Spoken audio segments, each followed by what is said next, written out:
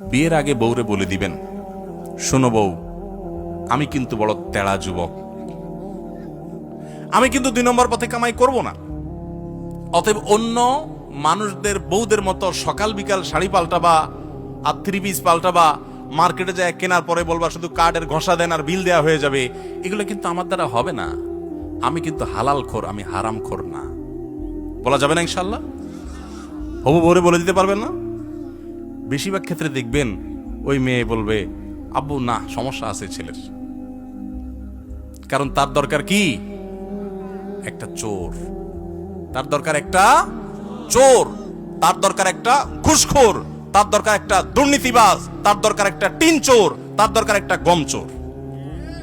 সে সৎ মানুষ পছন্দ, আপনি সাথে সাথে সেজদা পড়ে যাবেন, যাক একটা চোর প্রিয় মানুষ থেকে আল্লাহ আমাকে মুক্তি দিছে।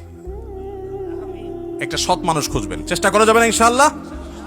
অসৎ হওয়ার জন্য যোগ্যতা লাগে না, অসৎ হওয়ার জন্য যোগ্যতা, চোর হওয়ার জন্য যোগ্যতা লাগে না, সৎ হওয়ার জন্য যোগ্যতা লাগে। সৎ হওয়ার জন্য মেরুদণ্ড শক্ত থাকতে হয়, হিম্মত থাকতে হয়, সৎসাহস থাকতে হয়।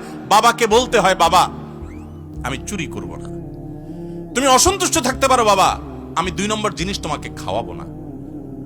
আমাকে অন্যদের উদাহরণ দিবা না, আমাকে সৎ মানুষের উদাহরণ দাও। যুবকরা বলা যাবে না বাবাকে ইনশাআল্লাহ? বেয়াদবি করা ছাড়া সুন্দর ভাই বলা যাবে না। আল্লাহ আমাদের সবাইকে তৌফিক দান করুন।